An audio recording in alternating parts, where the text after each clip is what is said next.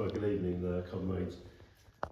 This year is the 75th anniversary of the founding of the National Health Service, or the NHS.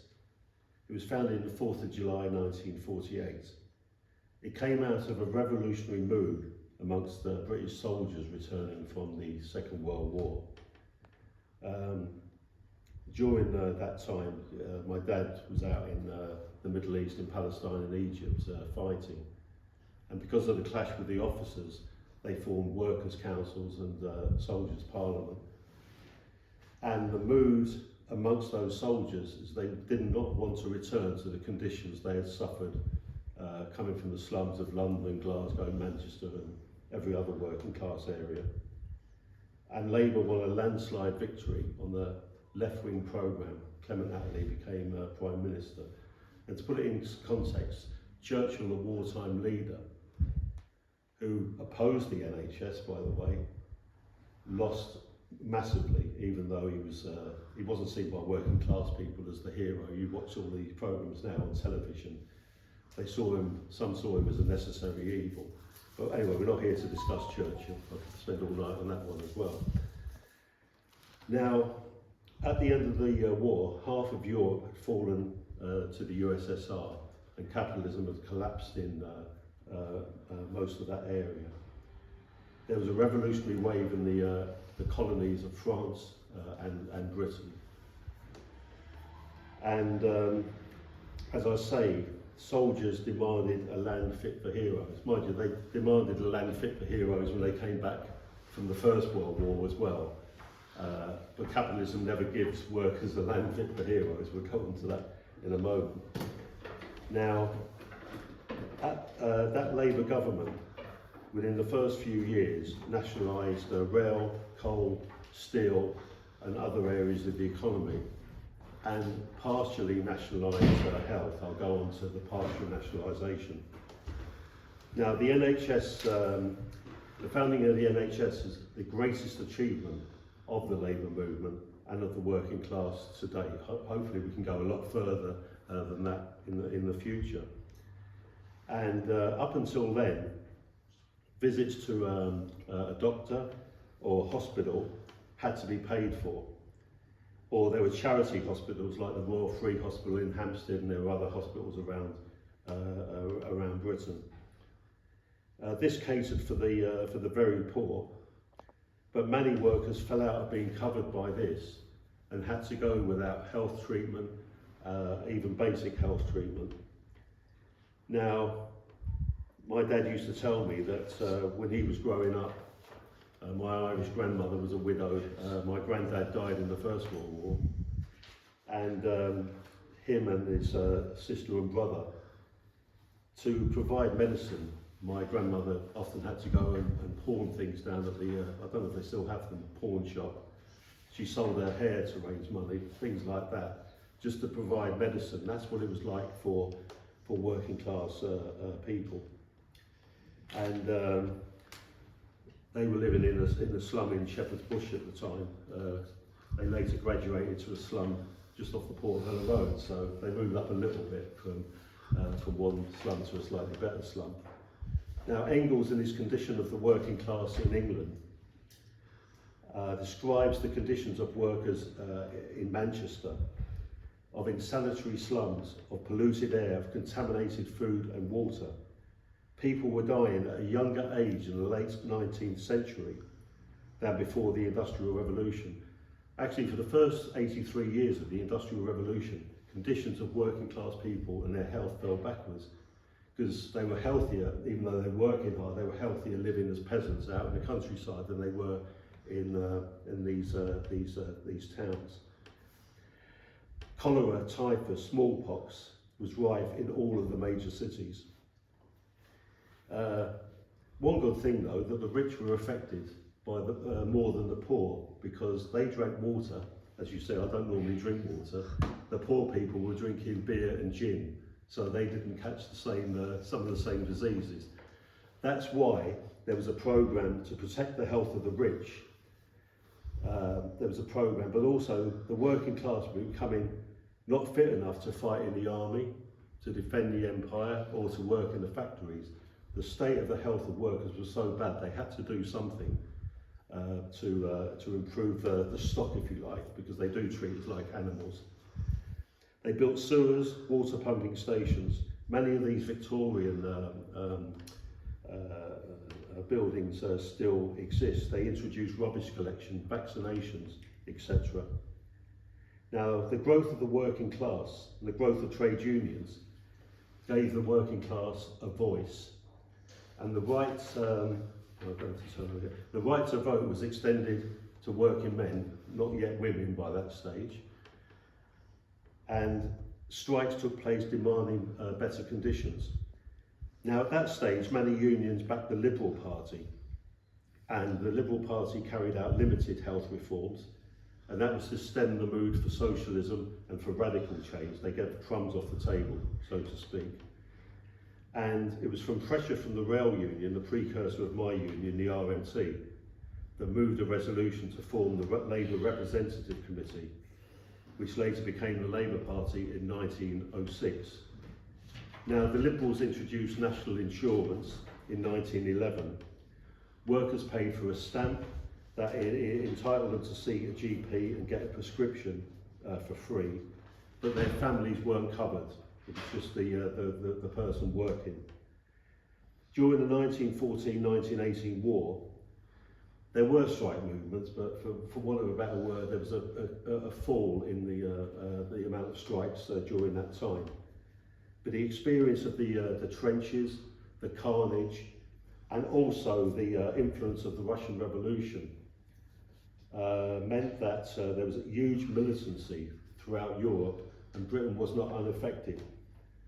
Troops and tanks were sent into Glasgow during the Clydeside General Strike, and gunboats were sent to Liverpool to quell strike movements there, including a strike by the police. That shows how things were. Probably not taught any of this in school or history. 60,000 engineers held a month-long strike in Belfast. Now, the Labour Party, because of the effect of the Russian Revolution and the effect of workers' movements, moves to the left. In 1918, Clause 4 was added to the Labour Party constitution, the Socialist clause calling for common ownership of the means of production. This was abandoned 80 years later by Tony Blair, and obviously the Labour Party has gone, apart from the interregnum of Corbyn, the Labour Party has gone further and further to the right and abandoned any of these socialist clauses. Now, in the Soviet Union at that time, in 1918, the Commissariat of Public Health was formed. It had a single unified medical service with state responsibility to protect the health of workers. Medicines were to be freely available. There was free medical treatment controlled by workers. Incapacity benefits were paid. Illness was compensated. There was payments for the injured, the old, and people with occupational disease, maternity. All of these were covered in the early days of the Soviet Union. I'm not going to go into what happened during the Civil War and why there was a backstep in Russia. We're not here to discuss Russia. You can see in all of these discussions of the processes going on. It's not a question of looking at history as just events. There's all of these processes and movements, move backwards, move forwards at times. Now, back drink. Now, these movements had an effect on British workers, and also on the sections of the ruling class as well, because they're not unaffected by revolutionary movements. An early version of the NHS was proposed by Lord Dawson, a London hospital doctor, and he was influenced by the revolution in Russia, and he was calling for free health and that sort of system to be introduced in Britain. Now, again, I'll talk about processes. At that time, around that particular time, I think it was the trade unions didn't follow it through. There was a call off of industrial action, but that again gained pace. By 1925, there was another massive movement towards a general strike. Coal miners, they don't exist anymore. I keep forgetting, most of you don't remember coal mines, but coal was a major industry and a major militant union. It was like the RMT is now, and has left. The miners were, if you like, the vanguard of the working class at that time. In 1926, because of this, a general strike was called by the TUC. It lasted for 9 days. The strike was at its highest after the 9 days, but was called off by the bureaucrats in the trade unions without any gains or concessions being made. If you like, it was a civil war. Comes up all the time, doesn't he, Churchill? Churchill again was involved in organising the ruling class in strike breaking, and you could argue that the bureaucrats of the trade unions feared revolution even more than the ruling class. They didn't want to move towards socialism or change, and you still find that today with the majority of them. They will hold back the labour movement, whether consciously or unconsciously, or a combination of both. Then you had the Great Depression in 1929, which caused massive unemployment of 20% in Britain. It was 75% in the most deprived areas of Britain.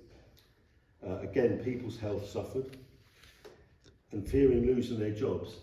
And this is the thing you've got to realise as revolutionaries, with that massive pressure, rather than forcing a strike movement, because there was that mass unemployment, workers were going into work if they were sick and not able to. And for example, at that time, it shows the level of the poorness of healthcare. The Workers' Birth Control Group argued it is 4 times more dangerous to bear a child than to go down the mine. Now, mining was the most dangerous industry at that time. Now, 1/3 of the population could not afford a healthy diet. It's getting like that again, isn't it, really? But this is over 80% of children in London, if you like, the capital of the empire in those days, by the way, 80% of children in London show symptoms of rickets, which again, I don't know what is it deficiency D vitamin? I don't know much about vitamins. It's deficiency of something anyway, due to bad diet. Now, the 1939 war broke out, and health provisions were so inadequate amongst soldiers and amongst the general population. If you like, the interesting thing, there was a coalition government, and not just under the influence of the trade unions and Labour, they had to bring in state planning to run the war. You saw an element of that, by the way, in the COVID crisis. They couldn't let free enterprise intervene, it was incapable. They had to bring in some form of centralised state planning. And they coordinated health services because the private sector wouldn't respond because there was no profit. The government had to initiate, if you like, public health. My dad always said it, I don't know if it's true, but the article we had the other week backs it up. Health improved because rationing was introduced, and it guaranteed workers a diet and healthy food. The irony is, even now, it'd be better than food banks, to be quite honest. I'm not suggesting that, by the way, but it just shows that under pressure, and in order to have a healthy population, because in the main, women were working in the factories, men were going to fight abroad. Prices were controlled. Again, we don't see an element of that now. Prices were controlled during the war. And pregnant women were given subsidised milk. 2,000 local authority restaurants were set up. Workers' cafes were set up during the war to feed people. And you got a 3-course meal for the equivalent of today of £2 of a meal. So that's the sort of elements they had to bring in during the war. Now, the Beveridge Plan was introduced in 1942. It proposed universal social security, unemployment and sickness benefits, family allowance, pensions, and an NHS. This was influenced by the Labour ministers and the trade union leaders who were in the wartime coalition, but also the mood of the workers, not just the soldiers abroad, but the workers. For example, when Churchill visited the East End, he had to scurry out of there because people were throwing rocks at him. So this idea of what's that ludicrous film when he's on a tube train talking to people, he'd have been booted off the tube train if he'd got onto a train at that particular time. Now, the Daily Telegraph denounced it as halfway to Moscow. In other words, this is communism, introducing these sort of basic reforms. But Tory MP Quinton Hogg, shows how old I am, I actually remember him on telly. He was with these old, posh, genteel part of the aristocracy. And he actually warned Churchill and the others, if you do not give the people social reform, they are going to give you social revolution. So the far-sighted saw that if these reforms weren't introduced, there would be a movement to overthrow capitalism. Now, it was neck and neck in the election, 1945 election, till the votes came back from the soldiers fighting abroad. And near enough to a man, they voted Labour. Some voted for the Commonwealth Party, which I think was the left party at the time. But Churchill was kicked out, and Attlee won a landslide victory. And Owen Bevan introduced the NHS in 1948. Now,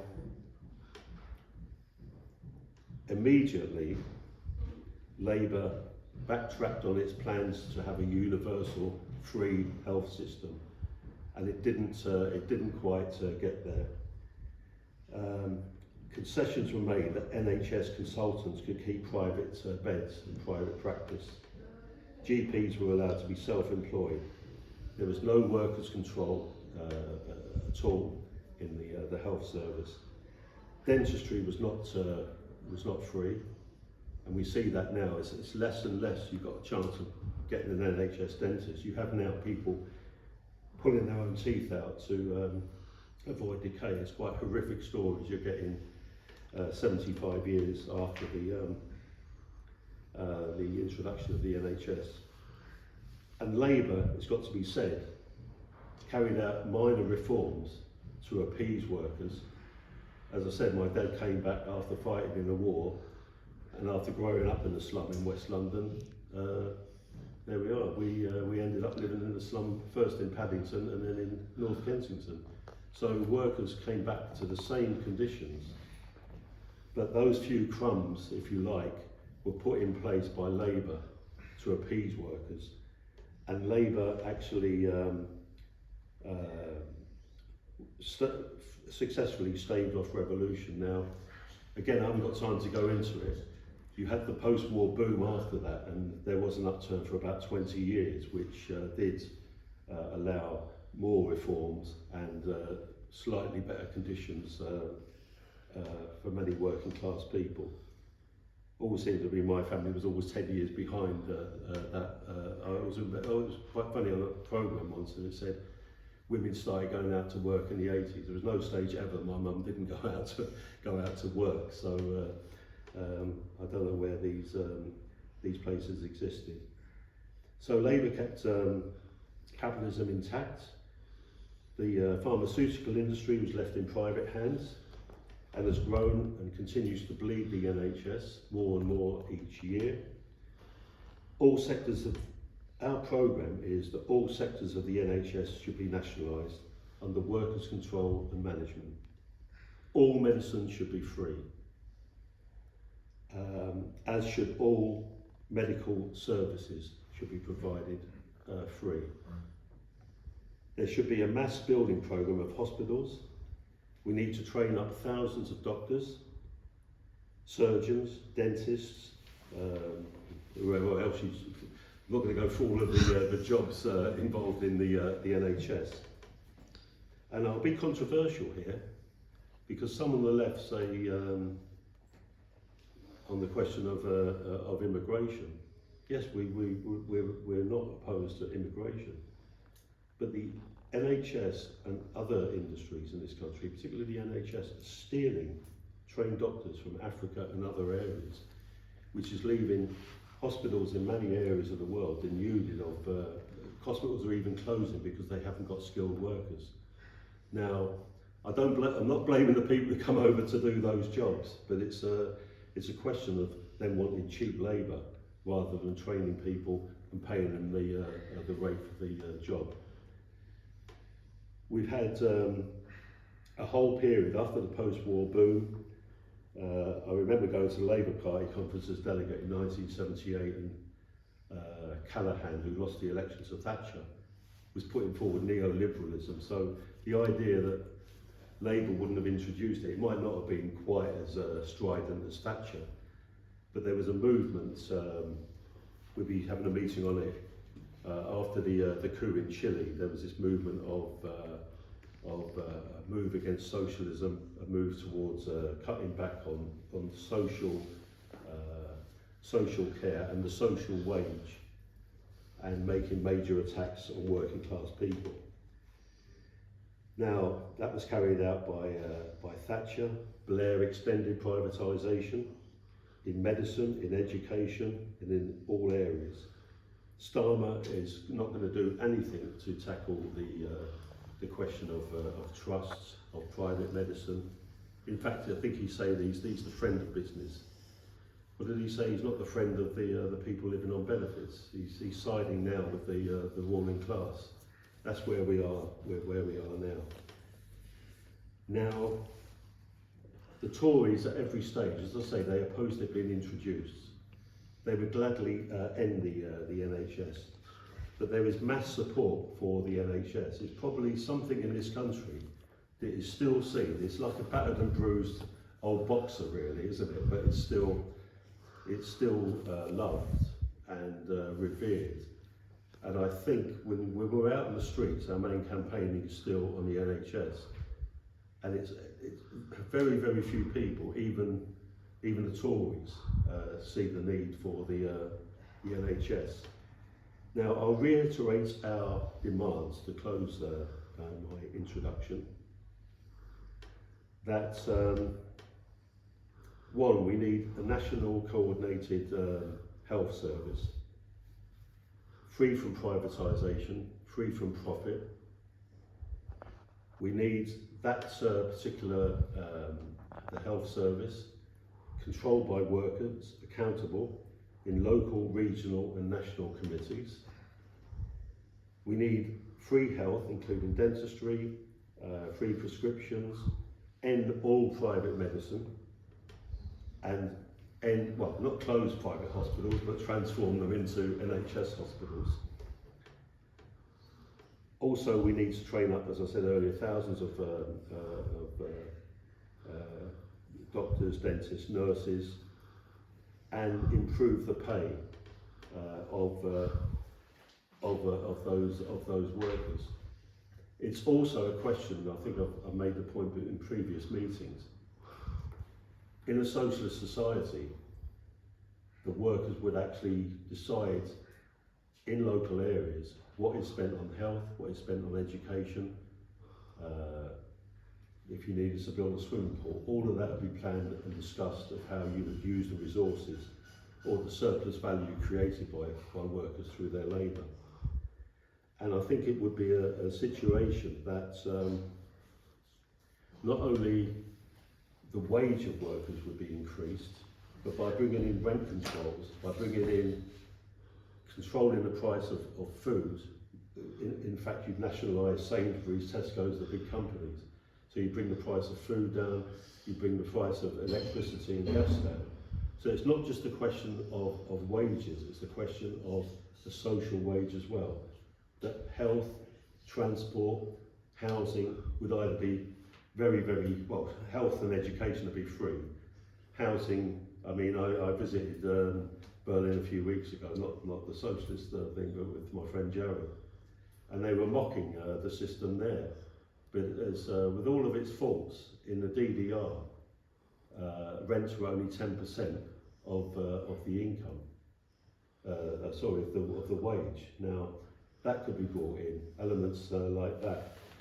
And I think it's a situation now is we have got to, when we say defend the NHS, what NHS are we defending? We're not even defending the NHS that Bevan brought in 1948. We're supporting the NHS, the vision that came from the Soviet Union, that was that doctor wanted to bring in, and Bevan wanted to bring in as well, but pressures from outside and from big business and the right wing and the Labour movement prevented it.